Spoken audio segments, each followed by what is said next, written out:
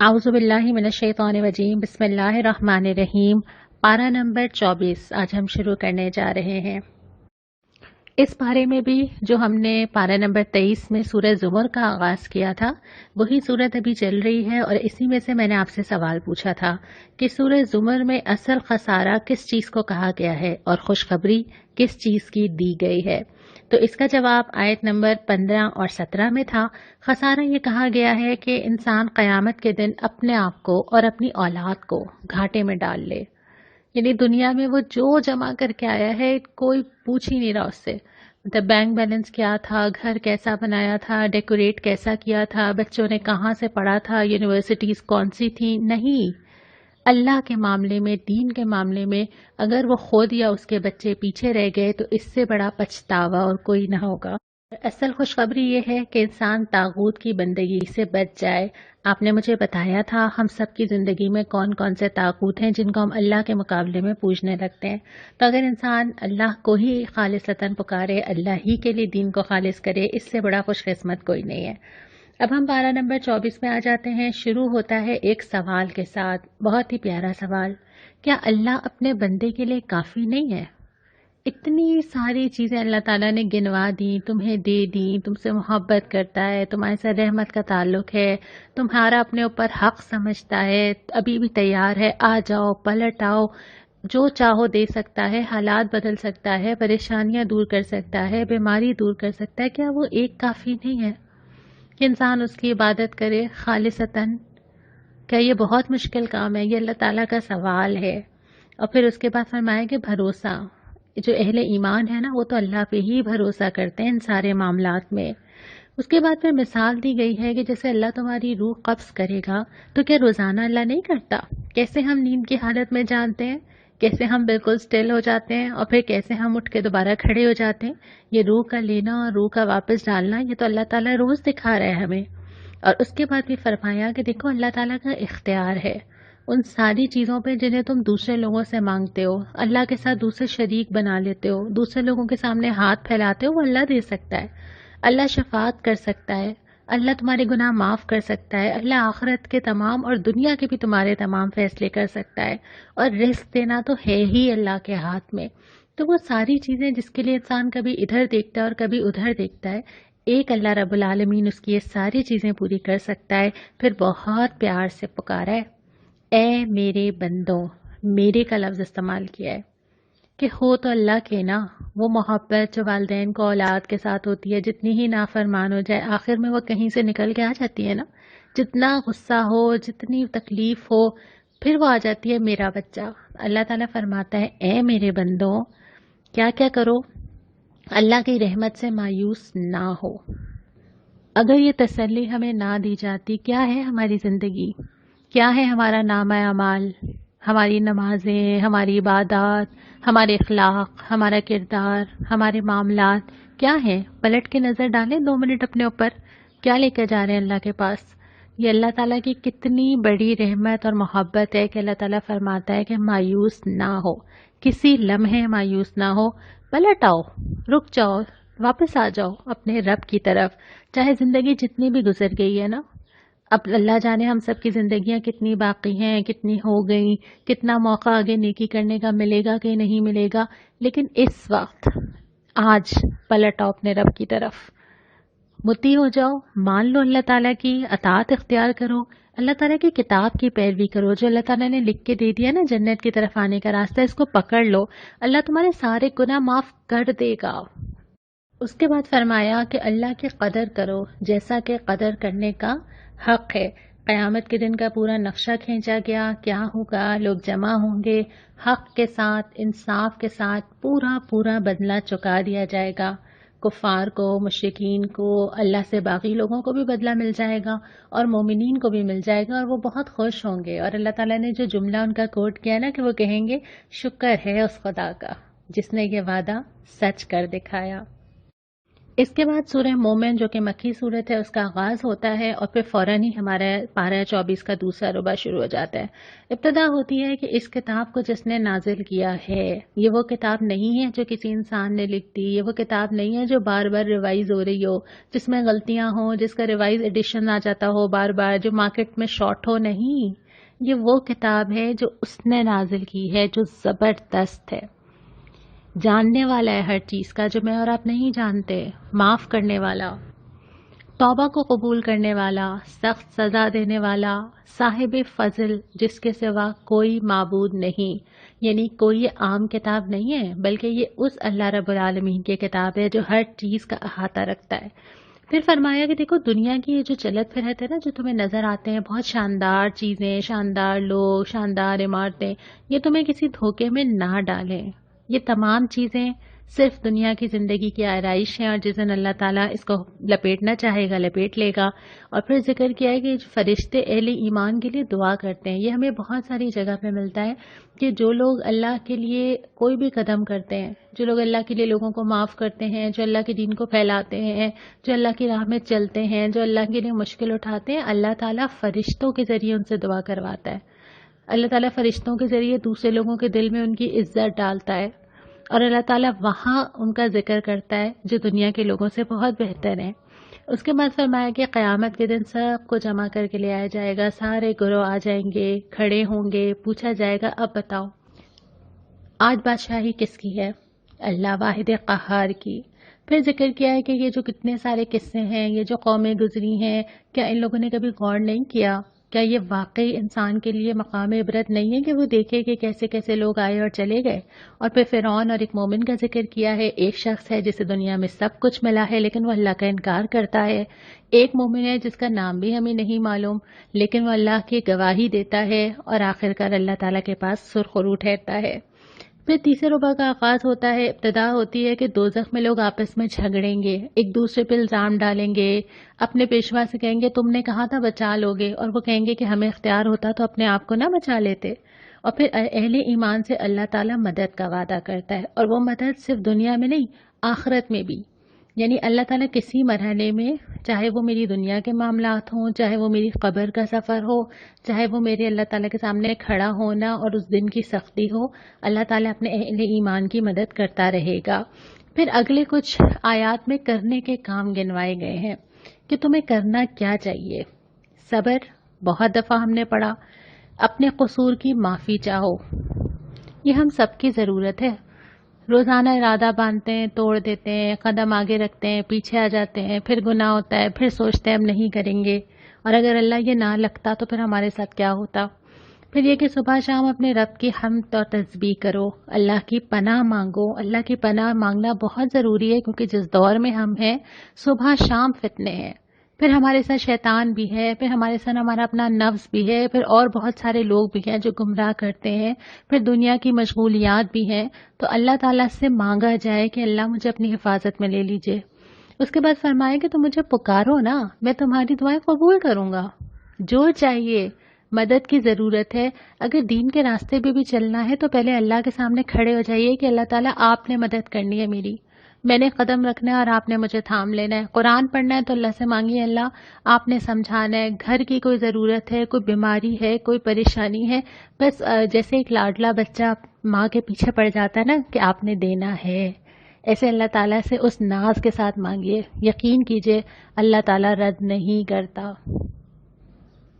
اس کے بعد فرمایا وہ اللہ ہی تو ہے جس نے تمہیں یہ ساری چیزیں دیں جن جن نشانیوں کا یہاں پہ ذکر ہے، اور پھر سوال کیا کہ کس کس نشانی کا انکار کرو گے؟ اپنے وجود کا انکار کرو گے، اپنے کھانے کا، اپنے ملنے والے رزق کا، جس زمین میں ٹھہرے ہوئے ہو اس کا، جس موسم میں تم زندہ ہو اس کا، کس کس چیز کا انکار کرو گے؟ اس کے بعد پھر یہ صورت یہاں مکمل ہوتی ہے اور چوتھا ربع شروع ہوتا ہے اور سورہ حمیم سجدہ شروع ہو جاتی ہے۔ سورہ حمیم سجدہ میں سب سے پہلے ابتدا ہوتی ہے کہ قرآن کا مقصد نزول، یہ جو اللہ تعالیٰ نے کتاب نازل کی ہے یہ کس لیے آئی تھی؟ क्या یہ اس لیے آئی تھی کہ میرے گھر میں ایک اوپر ریک ہوگا، اس کے اوپر اس کا نسخہ ہوگا، اور وہ نسخہ بھی وہ ہوگا جو کبھی میری نانی یا دادی نے لیا ہوگا، اور اس کے بعد اس کے اوپر گوٹے کا ایک کور چڑھا ہوا ہوگا، اور میں اس کو جب اٹھاؤں گی تو پھر پہلے میں اس کے اوپر سے خدا نخواستہ مٹی جھاڑوں گی۔ یہ کتاب اس لیے نہیں آئی تھی۔ میں نے پہلے بھی یہ بات کی تھی نا کہ یہ تو میرا مینول ہے جس کو میری سائڈ ٹیبل پہ ہر وقت ہونا چاہیے۔ تو یہ کتاب اللہ تعالیٰ نے بھیجی کیوں تھی؟ علم رکھنے والوں کے لیے تھی، بشارت تھی کہ لوگ اس سے خوشخبری نہیں، لوگوں کو پتہ چلے کہ کیا کیا فائدے اٹھا سکتے ہیں وہ دنیا اور آخرت میں، ان کو ڈرائے، خبردار کرے کہ دیکھو یہ غلطی نہ کرو، اپنے آپ کو نقصان پہنچاؤ گے۔ اور اس کے بعد ذکر کیا کہ لوگ اس سے روگردانی کر دیتے ہیں، اس کو توجہ ہی نہیں دیتے۔ اور اللہ نہ کرے کہ ہم ایسا کریں، لیکن جتنی توجہ ہم نے اس رمضان میں اس کتاب کو دی ہے، الحمدللہ آج ہم 24ویں سپارے کے اوپر آ گئے، کیا ہم عام دنوں میں دے پاتے ہیں؟ کیا رمضان گزرنے کے بعد پورا سال یہ کتاب انتظار نہیں کرتی کہ مجھے وقت ملے گا تو میں اس کتاب کو کھولوں گی؟ اور اس کے بعد فرمایا کہ اللہ تعالیٰ اس کائنات کو وجود میں لایا، کیسے اللہ تعالیٰ نے اس کی تشکیل دی، ایک ایک چیز کو بنایا، اور پھر خبردار بھی کیا ہے کہ دیکھو یہ عذاب جو ہے نا یہ اچانک آ سکتے ہیں، جیسے عاد پر آیا، جیسے سمود پر آیا، بلکہ ہم دور کیوں جائیں، ہمارے اپنے ملک میں وہ زلزلہ یاد کیجئے۔ اس کے بعد ایک بہت ڈرانے والی آیت آتی ہے، پہلے بھی آئی تھی، کہ قیامت کے دن جسم گواہی دے گا، یعنی زبانیں نہیں بول سکیں گی، اپنا مقدمہ لڑ نہیں سکیں گے، بہت سارے ریزنز دے کے اپنے آپ کو بری کروانے کی کوشش نہیں کر سکیں گے، کان بولیں گے، آنکھیں بولیں گی، کھالیں بولیں گی۔ کھال انسان حیران ہو کے اپنی کھال کو دیکھ کے بولے گا کہ تمہیں کیا ہوا، اور وہ کہے گی کہ اللہ نے گویائی دے دی مجھے، اور پھر جسم خود ہی گواہی دینا شروع ہو جائے گا، تو پھر انسان کیا کہے گا اور کیا بات پیش کرے گا۔ اس کے بعد ایک بہت ہی پیاری آیت، وہ یہ کہ جن لوگوں نے کہا کہ اللہ ہمارا رب ہے اور اس پر ثابت قدم رہے۔ پہلا ٹکڑا تو آسان ہے، سب نے کہا ہے، ہم بھی کہتے ہیں نا اللہ ہمارا رب ہے۔ دوسرا تھوڑا مشکل ہے کہ اس پر ثابت قدم رہے، اس پر جمے رہے، اس سے پیچھے نہیں ہٹے۔ زندگی کے کسی معاملے میں یہ مشکل ہے، لیکن جو لوگ اس کا ارادہ کرتے ہیں، جو لوگ اس راہ پہ استقامت سے چلتے ہیں، کیا کیا وعدہ کیا کہ فرشتے آتے ہیں ان کے اوپر، فرشتے تسلی دیتے ہیں، سکینت نازل کرتے ہیں، دل کے اندر محسوس ہوتا ہے، تسلی دیتے ہیں کہ پریشان نہ ہو، جنت کی بشارت دیتے ہیں، ہم تمہارا ساتھ دیں گے، اور تم اللہ تعالیٰ سے جو مانگو گے روز قیامت تمہیں دیا جائے گا، جس چیز کی تمنا کرو گے وہ تمہاری ہوگی۔ لیکن چاہیے کیا؟ اس دنیا میں یہ کام بہت مشکل ہے، یہ بہت مشکل ہے کہ اگر میں یہ طے کر لوں کہ بس اب میں نے اس سے پیچھے نہیں ہٹنا، اور میں اپنے آپ کو جما کر رکھوں اس کے اوپر، یہی تو چیز ہے جہاں ہم مار کھا جاتے ہیں۔ ارادے تو بہت باندھتے ہیں، پہلے بھی باندھتے ہیں، آئندہ بھی باندھیں گے، اور یہی بات میں نے آپ سے پہلے بھی کہی تھی کہ یہ کہ اس وقت قرآن اٹھانا اور اس کے بعد جب رمضان ختم ہو جائے گا اس کے بعد قرآن کو اٹھانا بہت مختلف چیزیں ہیں۔ اس کی وجہ یہ ہے کہ اس وقت تو ہمیں آسانی ہے، وقت ہے ہمارے پاس، لیکن کیا ہم یہ ثابت قدمی دکھا سکتے ہیں جیسے کہ آپ لوگ چاہ رہے ہیں کہ ہم اور پڑھیں، ہم آگے جاری رکھیں، کچھ نہ کچھ سلسلہ بندہ رہے؟ کیا آپ اپنے اندر یہ ثابت قدمی پاتے ہیں؟ یہ ثابت قدمی ہونا بہت ضروری ہے، دنیا کے کسی بھی معاملے میں ضروری ہے۔ آپ کہیں پہ بھی کوئی کمٹمنٹ کرتے ہیں، آپ اگر شادی ہو کے کسی گھر جاتے ہیں تو آپ ثابت قدمی سے ہی اپنا گھر بنا پاتے ہیں۔ آپ کسی یونیورسٹی میں ایڈمیشن لیتے ہیں تو آپ کی ثابت قدمی ہی ہوتی ہے جو ہر طرح کے حالات میں، ہر طرح کے پرابلمز میں، اسائنمنٹس میں، ہر چیز میں آپ نکل جاتے ہیں اور اتنے سال گزار کے ڈگری لے لیتے ہیں، یہ ثابت قدمی ہوتی ہے۔ آپ کسی بچے کا ایڈمیشن کرواتے ہیں اور آپ اس کے لیے روزانہ صبح اٹھتے ہیں، صبح اٹھتے ہیں، چاہے 6 بجے بھیجنا پڑے، اس کو وین میں بٹھا دیتے ہیں، یہ آپ کی ثابت قدمی ہوتی ہے کہ آپ نے یہ کام طے کیا ہوتا ہے اور آپ کر کے رہتے ہیں۔ کسی پروفیشنل ایجوکیشن میں جاتے ہیں، میڈیکل میں جاتے ہیں، انجینئرنگ میں جاتے ہیں، کئی سال لگا دیتے ہیں، دن اور رات کا فرق مٹا دیتے ہیں، یہ آپ کی ثابت قدمی ہے کیونکہ آپ نے طے کیا ہے۔ تو یہی ثابت قدمی اللہ تعالیٰ کو بھی تو چاہیے نا، جو ان سارے معاملات میں ہے، کہ جب انسان یہ طے کرے کہ اچھا اب میں نے علم حاصل کرنا ہے، اب میں نے قرآن و حدیث اور سیرت کو پڑھنا ہے، تو پھر وہ ثابت قدمی چاہیے کہ ایسا نہ ہو کہ آج بہت زیادہ اور کل بالکل نہیں، بلکہ ایک تسلسل اور استقامت کے ساتھ انسان عمل کرنے والا ہو، اور اس کے علاوہ بھی چاہے وہ عبادات ہوں، چاہے وہ قرآن کا پڑھنا ہو، تمام چیزوں میں اللہ تعالیٰ کو ثابت قدمی بہت پسند ہے، کیونکہ یہ راستہ آسان نہیں ہے، اس راستے میں مشکلات بھی آتی ہیں، بہت ساری چیزیں اپنے اندر مشغول کرنے والی، دھیان بٹانے والی، اپنی طرف کھینچنے والی، سب کچھ آتی ہیں، تو اس میں تو انسان کو ان ساری چیزوں کے درمیان سے اپنا راستہ نکالنا ہوتا ہے نا، تمام مشکلات سے گزرنا ہوتا ہے، تمام آزمائشوں سے پورا اترنا ہوتا ہے۔ اللہ تعالیٰ دل میں اطمینان نازل کرتا ہے، یہ آزمائی بھی بات ہے اور یہ آپ نے بھی آزمائی ہوگی۔ تو تہیہ کرتے ہیں انشاءاللہ تعالیٰ کہ اللہ کی راہ پہ ثابت قدم رہیں گے۔ اس کے بعد ذکر کیا ہے کہ سب سے اچھی بات کس کی ہے، یہ میں ابھی نہیں بتاؤں گی، یہ آپ مجھے بتائیں گے۔ اور پھر فرمایا کہ دیکھو بدی کو نیکی سے رفع کر دو۔ دنیا میں یہ نہیں ہو سکتا کہ بدی نہ ہو نا، ہم کیوں ایکسپیکٹ کریں کہ سب لوگ بہت اچھے ہوں، یہ تو ہو ہی نہیں سکتا۔ اور ہم کیوں سب سے ایکسپیکٹیشن لگائیں کہ سب مجھے اچھا سمجھیں، یہ بھی ضروری نہیں ہے۔ اور یہ بھی نہیں ہوگا کہ دنیا میں بہت ساری چیزیں صرف میری ہی مرضی اور میری ہی پسند کی ہوں۔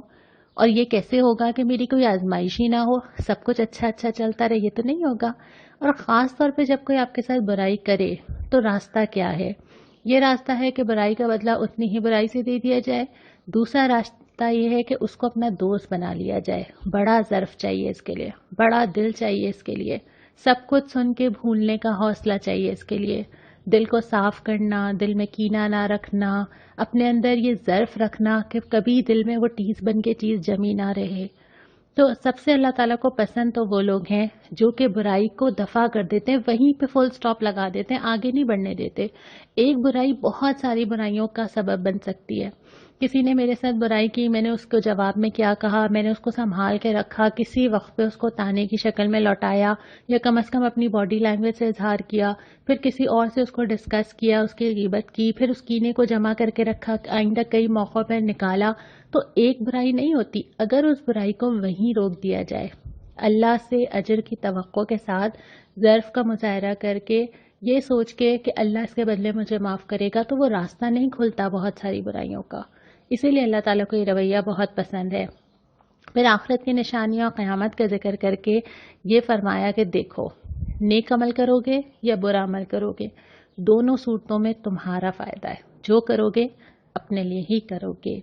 یہاں پہ سپارہ مکمل ہوتا ہے، اور جو آج کا سوال ہے سورہ حمیم سجدہ میں بیچ میں یہ بات آئی تھی کہ اللہ کے نزدیک سب سے اچھی بات کس کی ہے، یہ آپ مجھے انشاءاللہ تعالیٰ لکھ کے بھیجیں گے۔ کل جب ہم سپارہ نمبر 25 کا آغاز کریں گے تو پھر ہم اس کو دیکھیں گے۔ آج کی جو دعا ہے سورہ مومن کی آیات ہیں، اور یہ فرشتوں کی دعا ہے جو وہ اہل ایمان کے لیے کرتے ہیں۔ بہت ہی پیاری آیات ہیں۔ کیا کہتے ہیں؟